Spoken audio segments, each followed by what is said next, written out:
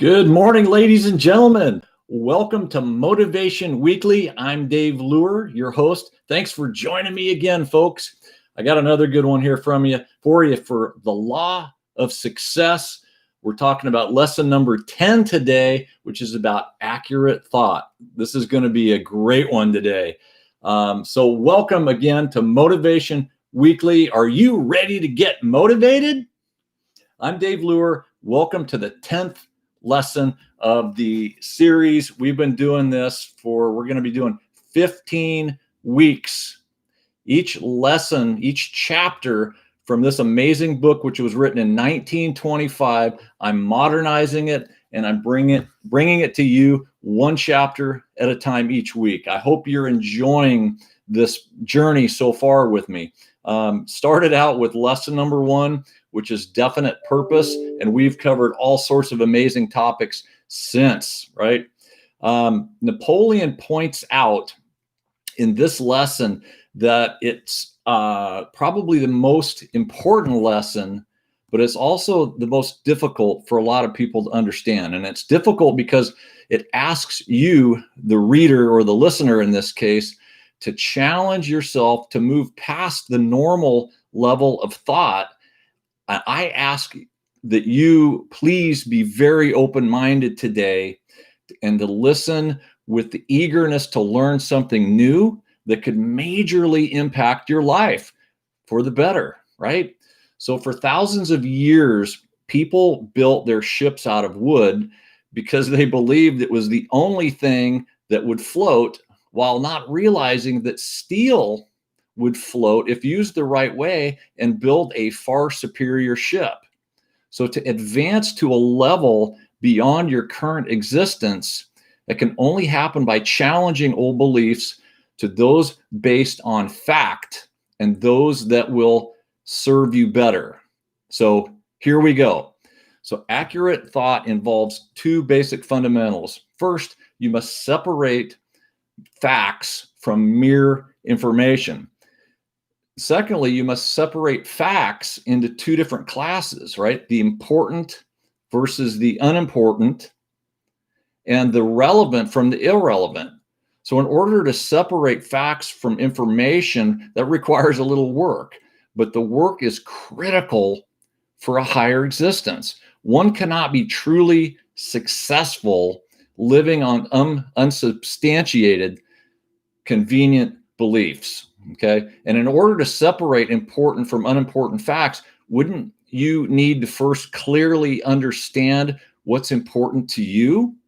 That's why we started this entire series in lesson 1 with definite purpose.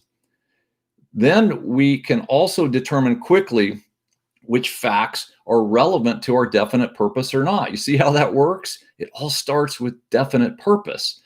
So isn't it true that so many people these days seem to engage and react to a constant barrage of television and social media news? I mean, it's kind of insane, isn't it? Quite often with little regard to digging a little deeper for the actual truth, the facts. And as further evidence of how these 2 fundamentals affect people's lives, good and bad, take a moment to think of some of the people that you know. Think of 2 people that you know in particular, both with maybe a similar education, family upbringing, level of prosperity, same basic abilities, right? Yet one goes on to be wildly successful, while the other one goes on to live a life of mediocrity. So what do you think happened? What do you think happened to these 2 people?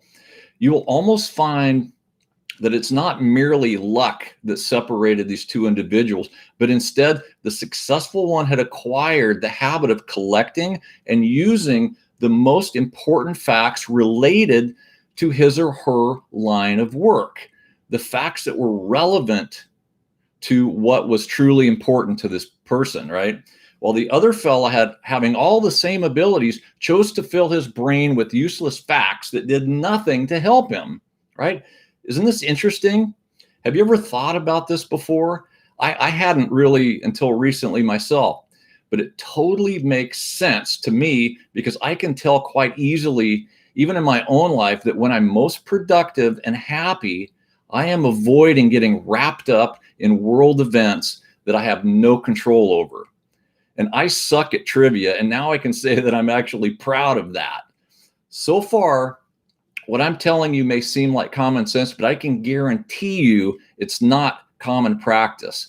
And I believe there's a strong correlation between the facts that we study and our level of success in life, unless your idea of success is to become a trivia master. All right, let's talk for just a moment about how the many that unconsciously accept the television or social media at face value without first considering the facts, right? Then to make matters worse, they make themselves feel important, right? They hop on Facebook and start sharing the nonsense they believe to be conveniently true.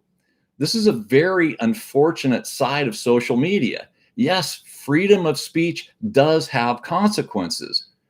People that blame, hate, share gossip and conspiracy theories along with potentially dangerous misinformation are a big problem. And they're not only hurting society, their inaccurate thinking is severely damaging their own potential in life. Also, you'll recognize these kind of people as they are usually the same ones who, instead of building themselves up in life, are always attempting to tear you down. Do you know people like that? This is sadly a common practice also in politics, which sometimes makes me not want to vote for anyone, right?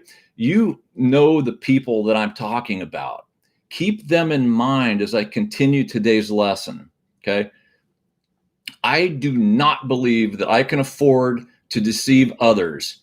I know I cannot deceive myself. This is the mantra of the accurate thinker.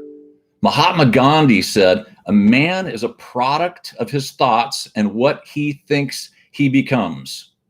What Gandhi says is a fact, and it's a real fact. So please be careful of the facts and the information that pervades your mind. Right? Furthermore, many business owners that I know struggle due to conducting business using the philosophies, techniques, and beliefs borrowed completely unchecked from others. Even in my first book, right, The Secrets of America's Greatest Body Shops, chapter 1 is dedicated to the subject because it's such a huge issue. So consider for a moment the famous story of Grandma's ham. You've heard the story of Grandma's ham, haven't you? The story is about a young wife that wants to cook her husband a nice family favorite recipe, ham. So she calls her mother, who instructs her to cut the ends off of the ham prior to cooking it. Her mother was only able to answer her daughter's curiosity by telling her that that's the way my mom always did it. And her hams were always great. So, and as the story goes, it's finally revealed that the reason the grandmother cut the ends off the ham was simply because the only pan that she owned was too short to fit the entire ham in there. So she'd cut the ends off, right? Is this you? It's important for all of you accurate thinkers out there to adopt a standard by which you guide yourself while knowing that discovering the true facts may be inconvenient and even unpopular at times. Knowing the facts may at times also take you in the wrong direction of your definite purpose.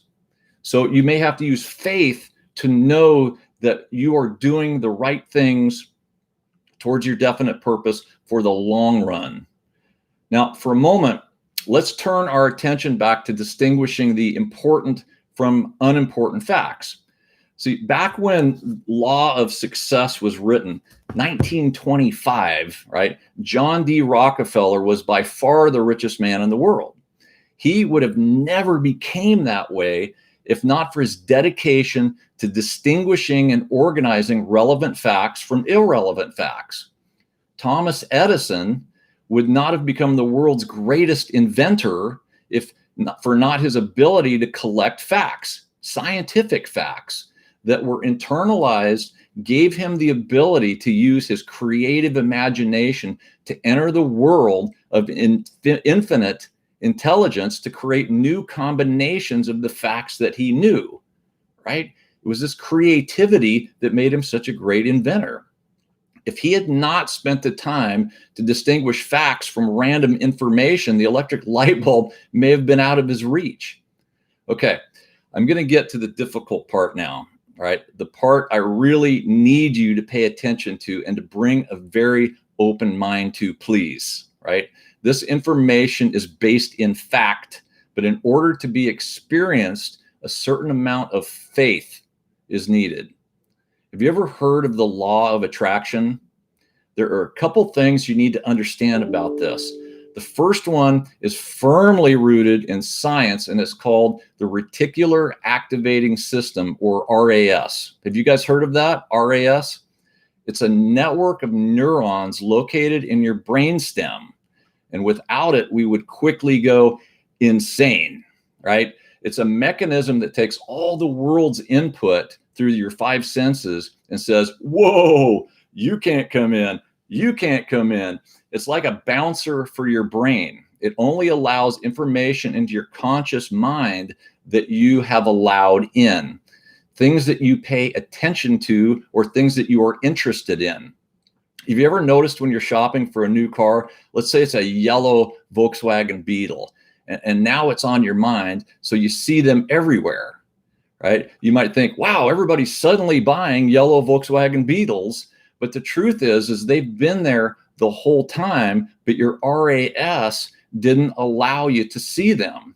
So I believe by focusing on the things that I want in my life, right, the people I want to meet in life, by focusing on these things, it opens up my RAS and allows me to discover them easier. See how that works?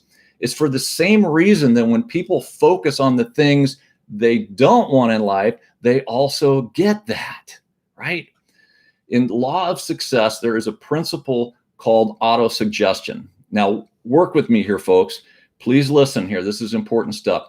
It is the practice of repeatedly reminding yourself of the positive things that you want in life. When this is done long enough, strange, amazing things begin to occur in your subconscious mind that begins to attract things into your life, good or bad, right? So why not choose good? And finally, and this may be a little bit strange for some of you, but it is critical that you try to please understand this. So like in Thomas Edison's case, when you use accurate thinking in the manner I've described, it literally opens your mind to infinite intelligence. All the wisdom of the world is interconnected, and your subconscious mind is what connects to, okay? There are a lot of ways that this miracle is understood around the world. Some people call it infinite intelligence. Some people call it God, right? Some believe this intelligence lives within all of us, okay? I know this sounds a little strange, but bear with me here. So however you choose to honor this intelligence for the purpose and context of today's lesson is this: accurate thought is where it begins, and it requires faith to realize its power. Anyone can use deductive reasoning in connection with matters physical or material in nature, but when you want to go a step higher in terms of infinite intelligence, it's a little more difficult to understand and even believe.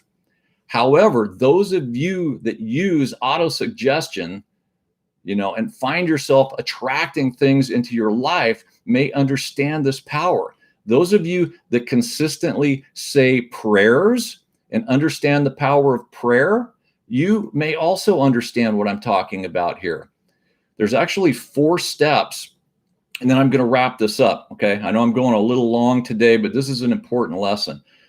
First of all, we've got to understand autosuggestion. That's repeatedly telling yourself what you would like from life, right? Using vision boards. This can also be done through prayer, right? Keeping in mind all the while your definite purpose, right? Secondly, this information then enters your subconscious mind, thereby activating the law of attraction, which then leads to number 3, creative thought, right? This is where your mind starts building some pretty cool stuff, which leads to a connection to infinite intelligence, bringing new ideas and answers to your requests of infinite intelligence or prayers from God, depending on your beliefs, into your life. This is crazy, but it's so cool. Wow, I know this subject is a little heavy. I can see what Napoleon Hill meant when he said this lesson was the most important and the most difficult to understand. But listen to me, do yourself a favor and go back and watch this episode again as many times as you need to really grasp it. There is also a lot more information that's truly based in fact, right, out in the world on this subject. Go check it out, but scrutinize it, right? Because from now on, you accurate thinkers out there will be separating fact from mere information, right? So be sure to subscribe to my YouTube channel for more motivation any day of the week. Please leave a comment too. It's important to me to know that these videos are making a difference in your lives. So please leave a comment, right? Next week is lesson 11 called concentration.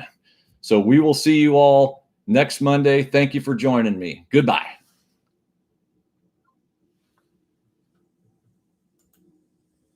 Goodbye.